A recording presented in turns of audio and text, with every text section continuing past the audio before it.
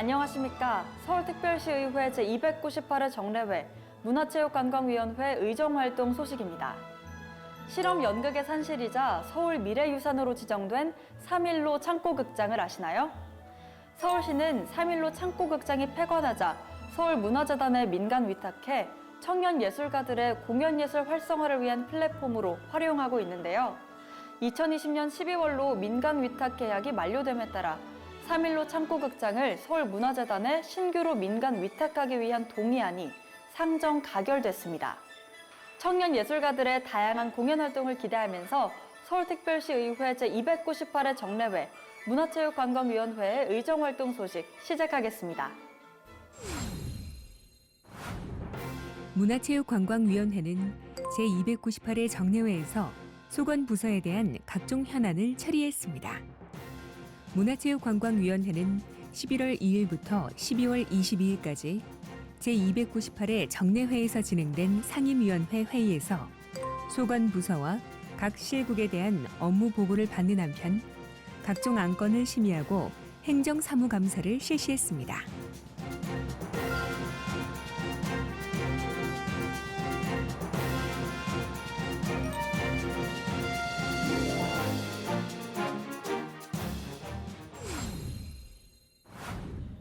문화체육관광위원회가 서비스 실적 저하의 원인을 인력 부족에서 찾는 120 다산 콜재단에 문제를 제기했습니다.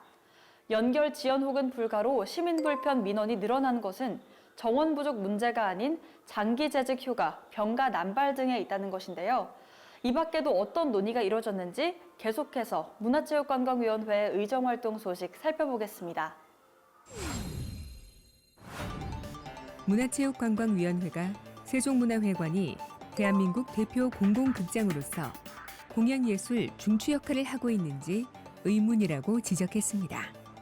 문화체육관광위원회는 11월 10일 열린 2020년도 세종문화회관 소관 행정사무감사에서 세종문화회관이 9개 예술단을 보유한 대한민국의 대표적 예술기관임에도 불구하고 고유의 대표 레퍼토리가 없다는 점을 지적하며 예술적 성과를 책임지고 예술단 간 협업을 총괄할 총예술감독제 도입 검토를 요청했습니다. 단장님이 2년 단위로 바뀌세요. 2, 3년 단위로 바뀌시면 단장의 스타일에 따라서 일관성이 없이 매번 그 다른 스타일의 공연들이 진행이 됩니다. 우리 세종이 갖고 있는 이 여러 가지 뮤지컬단과 무용단과 합창단을 합쳐서 공연을 한다든지 국악단과 무용단만 붙이든 아니면 일부에 합창단을 붙이든 유동적인 그런 좀 프로그램을 좀 만드는데 좀 집중을 한번 해보셨으면 좋겠는데. 또 세종문화회관이 설립된 지 42년이 됨에 따라 내부 공연장을 비롯해 각종 시설에 대한 리모델링 계획 수립을 주문했습니다. 우리나라 공연을 좀 선도할 수 있는 그런 곳에서 또 장학이라든지 전기 또 이런 시설도 거기에 걸맞게 같이 가야 한다고 생각을 하는데 아마 그런 점에서 만반의 준비를 좀 해주셔야 되지 않나. 위원님들이 있습니다. 한편 코로나19로 대면 공연이 쉽지 않은 만큼 유튜브나 넷플릭스 같은 다른 방식의 플랫폼과 서비스 활용에 대해 깊은 고민을 해줄 것을 당부했습니다. 문화체육관광위원회가 서울역사박물관과 서울시립미술관에 대해 적은 예산이지만 시민들이 조금 더 좋은 전시를 관람할 수 있도록 노력해 줄 것을 당부했습니다. 문화체육관광위원회는 지난 11월 24일 열린 2021년도 서울역사박물관 소관 예산안과 2021년도 서울시립미술관 소관 예산안 심사에서 단순히 예산 사용 문제가 아니라 서울 시민을 위한 문화향유의 문제이므로 예산안 수립과 집행 시 많은 신경을 써줄 것을 요청했습니다. 전체 서울 예산에 집행되는 금액으로 봤을 때 미술관, 박물관들이 서울 시민 전체를 대상으로 하는 기관으로 봤을 때 예산이나 이런 부분에 참 미흡하고 그래서 항상 안타깝게 생각합니다. 예산 편성할 때도 공격적으로 좀 하고 좀 지키는 노력들을 더 하시면 좋을 것 같고요. 또 위원회하고 소통을 많이 하셔서 그런 부분에 서로가 좀 협력할 수 있도록 했으면 좋겠다는 생각이 듭니다. 서울시립미술관 홈페이지 구축에 관한 예산안에 대한 질의도 있었습니다. 구축하는데 예산이 총 3억 6천만 원 정도가 배정이 됐더라고요. 저는 예산이 홈페이지 예산이 이렇게 많이 들어가는 예산 제가 사실 처음 봤거든요. 근데 어떻게 하면 이런 예산이 반영이 되는지 좀 어느 정도 구체적으로 설명이 가능할까요?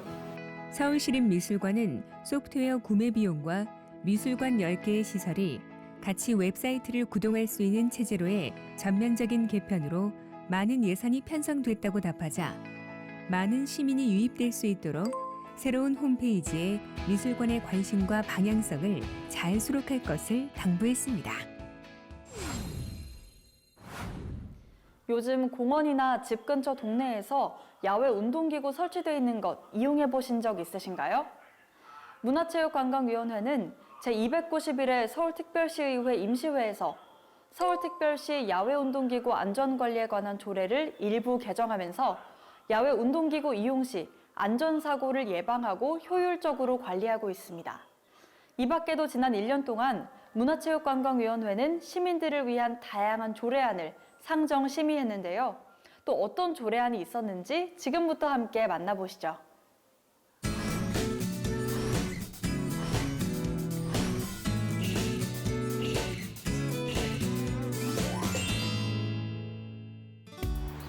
안녕하세요. 시민 리포터 김현서입니다.